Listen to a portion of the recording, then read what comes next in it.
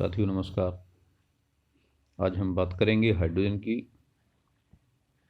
Hydrogen सबसे हल्का तत्व है, सबसे सरलतम तत्व है। इसके जो 3 समस्थानिक हैं जिनमें प्रोटियम सबसे ज़्यादा पाया जाता है, इसी को हम सामान्यतः हाइड्रोजन के रूप में जानते हैं। इसमें एक इलेक्ट्रॉन एक प्रोटॉन होता है, इसमें नाइट्रोजन का अभाव रहता है। ये एकमात्र ऐसा तत्व है जिसमें न्यूट्रॉन नहीं होता। तारों में ऊर्जा का प्रमुख स्रोत हाइड्रोजन ही है। आपने पढ़ा होगा नाभिक की संलयन की प्रक्रिया में अत्यधिक मात्रा में ऊर्जा मुक्त होती है, यही तारों की ऊर्जा का स्रोत होता है। ये पिछली कक्षाओं में आप पढ़ चुके हैं। हाइड्रोजन एक अनोखा तत्व है। प्रारंभ में तो इसको ही सभी तत्वों की उत्पत्ति मान लिया गया था।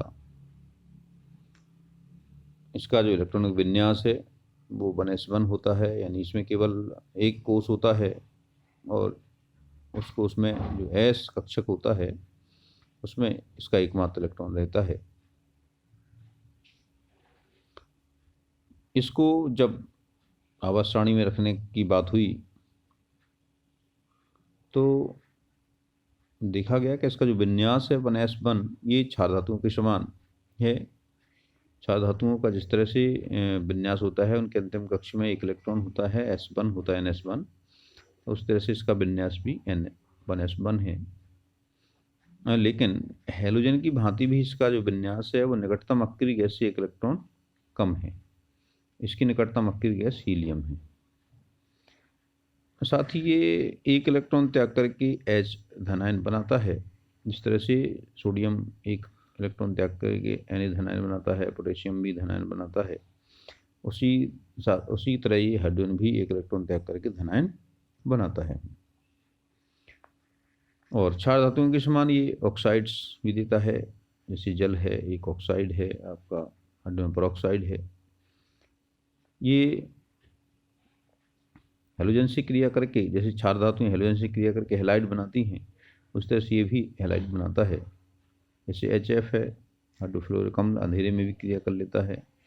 क्लोरीन से ये सूर्य के प्रकाश में क्रिया करके HCl बनाता है। जिस तरह से आपकी जो क्षार धातुएं हैं, ये सोडियम है, सोडियम क्लोराइड बनाता है, सोडियम फ्लोराइड बनाता है, उसी तरह से ये हाइड्रोजन क्लोराइड, हाइड्रोजन फ्लोराइड आदि बनाते हैं। जिस तरह से धातुएं सल्फर से क्रिया करके सल्फाइड बनाती हैं, उसी तरह से हाइड्रोजन भी हाइड्रोजन सल्फाइड बनाता है। लेकिन कुछ लक्षण ऐसे हैं जो हाइड्रोजन में नहीं होते हैं, क्षार धातु में होते हैं। जैसे धात्विक लक्षण, हाइड्रोजन में कोई धात्विक लक्षण नहीं होता है। हाइड्रोजन की आयनन ऊर्जा भी क्षार धातुओं की तुलना में काफ़ी अधिक होती है। अब हम देखें ये हैलोजन की तरह भी कैसे कैसे बिहेव करता है। हैलोजन की तरह ही एक इलेक्ट्रॉन लेकर के H ऋणायन बनाता है। इसकी जो आयनन एंथैल्पी है वो 1312 किलोजूल प्रति मोल है, जो कि फ्लोरीन के आयनन एंथैल्पी के नज़दीक है।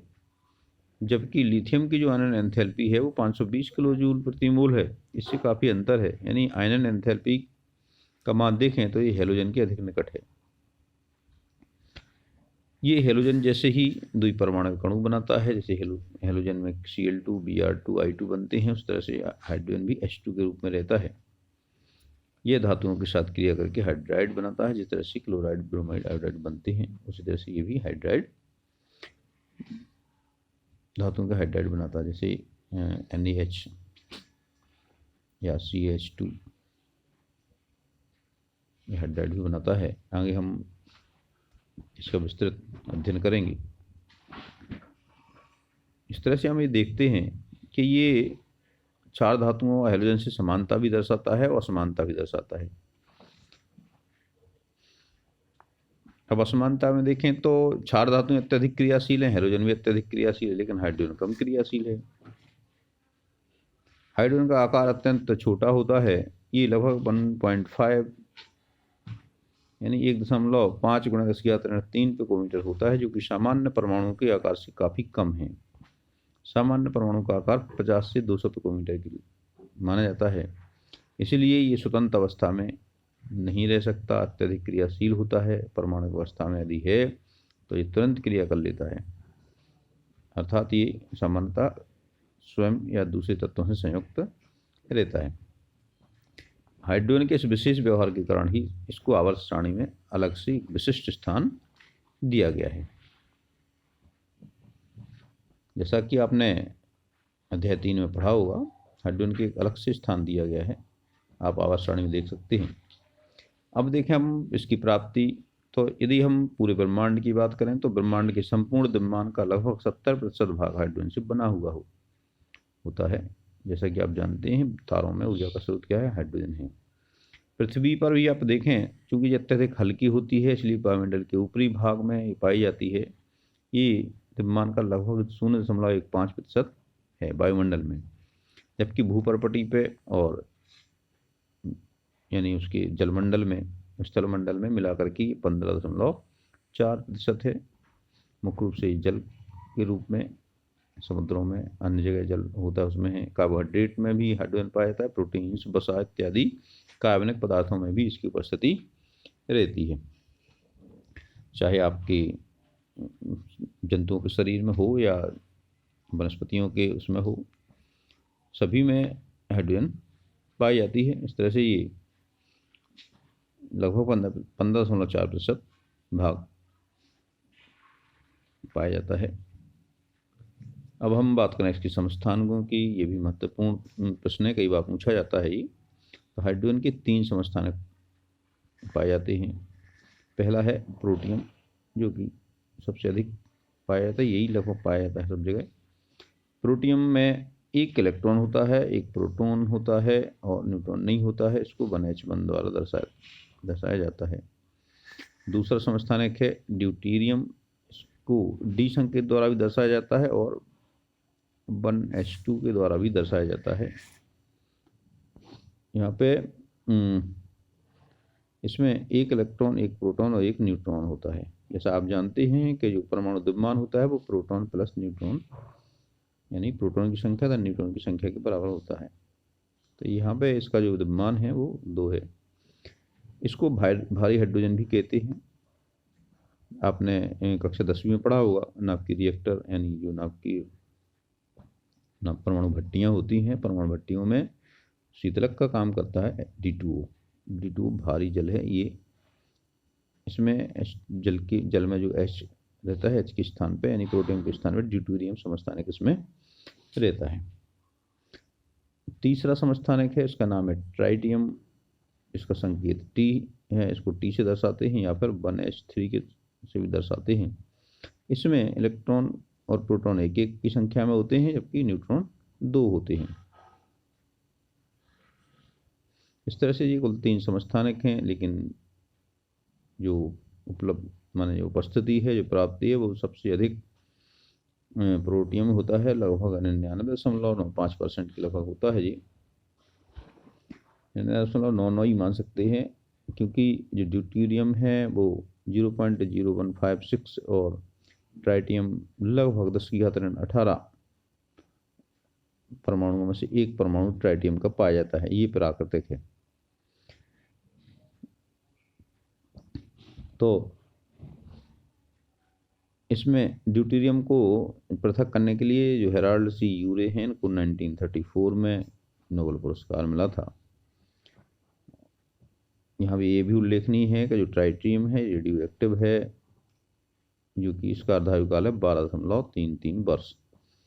12.33 वर्ष, इसका मतलब है अर्धायुकाल का मतलब ये होता है कि कोई द्रव्यमान किसी का दिया है तो ये कितने समय में अपने द्रव्यमान का आधा रह जाएगा। तो मैंने ट्राइटियम के जितने परमाणु हैं वो 12.33 वर्ष में उसकी आधी रह जाती है। ये जो रेडियो एक्टिव तत्व है ये आपका बीटा कण उत्सर्जित करता है। आपको पता है बीटा कण क्या होता है? इलेक्ट्रॉन्स होते हैं। आइए हम देखते हैं इसकी बनाने की विधियों के बारे में बात करते हैं। तो इसको प्रयोगशाला में बनाना है तो हम जिंक डस्ट या जिंक कैंड्यूल्स, जो दानेदार जिंक होता है उस पर सेल की क्रिया करके इसको हम प्रयोगशाला में बना सकते हैं। जिंक ग्रेनुल की HCl से क्रिया कराने पर ZnCl2 और हाइड्रोजन गैस प्राप्त होती है। इसको हम तहसील द्वारा बनाते हैं। देखिए ये इस तरह से हम उसको तनु सल्फ्यूरिक अम्ल भी डाल सकते हैं, इसमें तनु HCl भी डाल सकते हैं। एक बुल्फ बोतल में, जो बुल्फ बोतल है ये दो मुँह की बोतल होती है। इसमें इस बुल्फ बोतल में एक तहसील कीप डालते हैं। तहसील कीप भी एक विशेष प्रकार की कीप है। इसकी जो डंडी है बहुत लंबी होती है और ये लिक्विड में डूबी रहती है, ताकि इसमें कहीं से हवा से संपर्क ना हो, बुलबुले ना बने। इसमें तहसील कीप की सहायता से हम तनु सल्फ्यूरिक अम्ल डालते हैं और इसमें बुल्फ बोतल में पहले से दानेदार जिंक डाल दिया गया है। ये यहाँ पे एक क्रिया होती है, सल्फ्यूरिक अम्ल से क्रिया करके जिंक सल्फेट बनता है, हाइड्रोजन गैस बनती है। और हाइड्रोजन गैस स्पार्श नली में से निकल करके, क्योंकि पानी से या हवा से बहुत हल्की होती है, इसलिए हम इसको पानी की अधोविस्थापन विधि द्वारा इसको प्राप्त करते हैं। अधोविस्थापन विधि क्या होती है? देखिए यहाँ पे एक उल्टा जार इस पर लटका हुआ है। ये जार पानी से भर दिया जाता है और इसको इसमें उल्टा लटका देते हैं। तो जब ये क्रिया शुरू होती है उसके पहले ये पूरा भरा होता है यहाँ तक। आपने घर में भी देखा होगा, यदि हम कोई बर्तन है, लोटा वगैरह पानी में डुबाए हों, उसको भर दें, उल्टा कर दें और ऊपर उठा लें तो वो पानी उसमें भरा रहता है। इसी तरह से इसको भर के उल्टा करके लटका देते हैं और इसमें एक जो पास नली है इसमें जोड़ देते हैं। जैसे ही ये क्रिया होती है, हाइड्रोजन गैस बनती है, तो बुलबुलों के रूप में ये ऊपर पहुँचती जाती है, पानी नीचे की ओर आता जाता है और बाद में ये हाइड्रोजन जल के ऊपर एकत्रित हो जाती है। ये आपकी प्रयोगशाला विधि हो गई। हम इसको सल्फ्यूरिक अम्ल की जगह पे यहाँ पे हम NaOH यानी जलीय किसी क्षार की सहायता से भी इसको अलग कर सकते हैं, उसमें भी इसी का उपयोग करेंगे।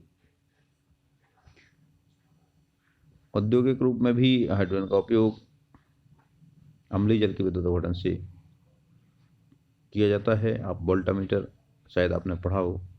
वोल्टामीटर में क्या होता है, एक पात्र है, उसमें दो प्लेटिनम के 2 इलेक्ट्रोड लगे हैं और यहाँ पे ये उपकरण रहता है। इसमें 2 पिन लगे रहते हैं। पिनों को हम बैटरी से या विद्युत के किसी स्रोत से जोड़ देते हैं।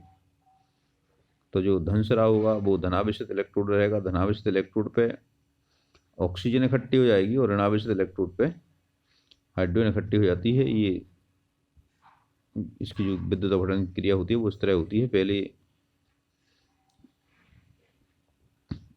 H2O है, H2 यदि अम्लीय मात्रा थोड़ा सा अम्लीय क्षार इसमें डाल दें तो ये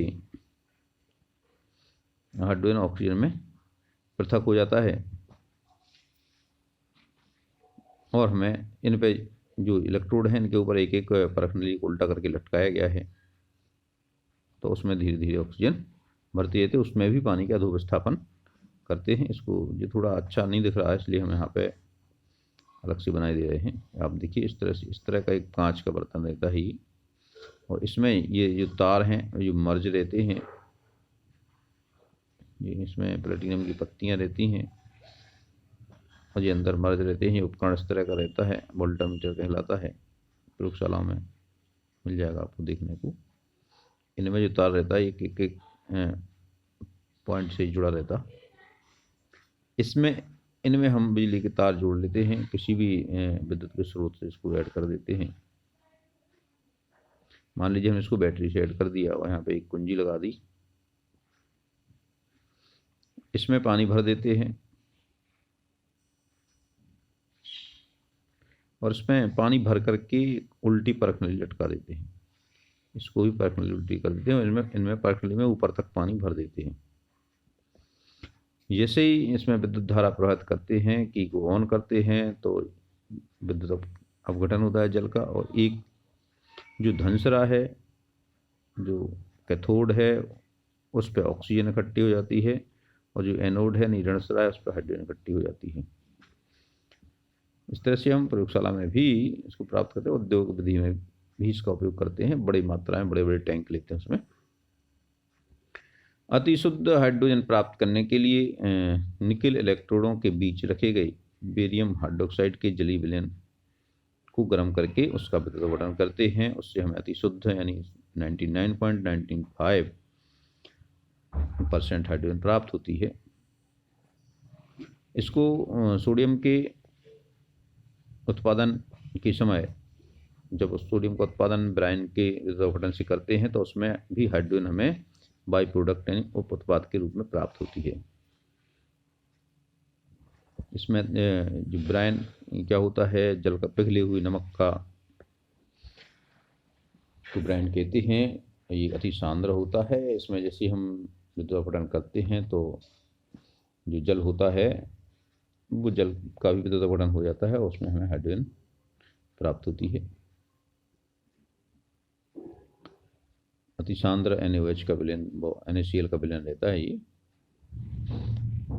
वर्तमान में समुद्री जल से भी, जब समुद्री जल का जो डिसल्टेशन यानी विलवणीकरण करते हैं तो उसमें भी इसका उपयोग होता है।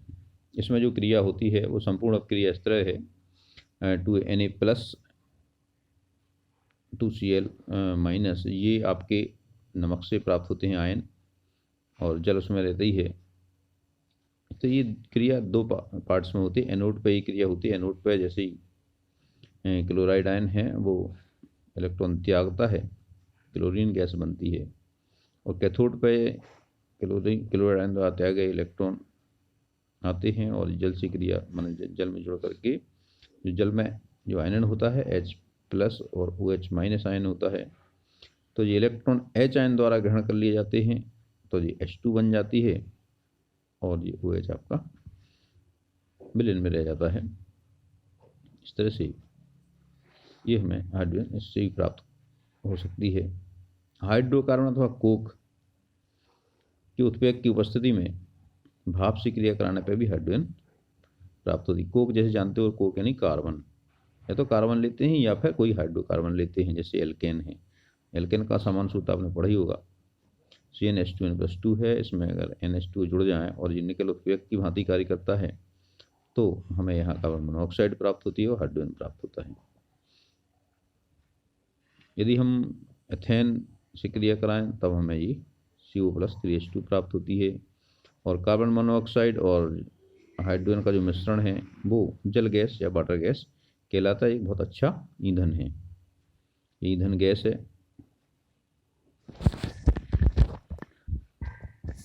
इसको हम जल गैस या वाटर गैस कहते हैं।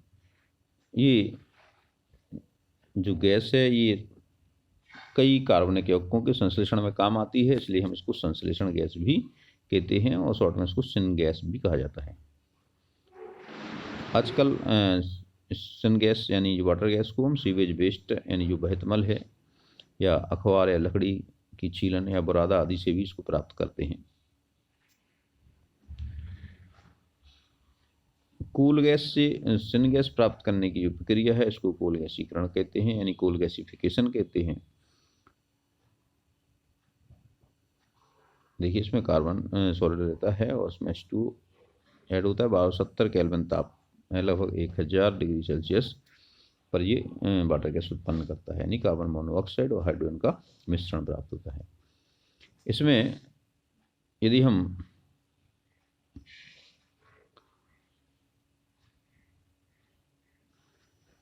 फेरिक क्रोमेट यानी आयरन क्रोमेट को 673 केल्विन तक गर्म करें पानी के साथ तो ये हमें हाइड्रोजन प्राप्त देती है। यानी इसमें हम कार्बन मोनोऑक्साइड को आयरन क्रोमेट उत्प्रेरक की उपस्थिति में भाप से क्रिया कराएं तो ये हाइड्रोजन देता है और कार्बन डाइऑक्साइड अलग हो जाती है। इसको हम भापांगार गैस कहते हैं।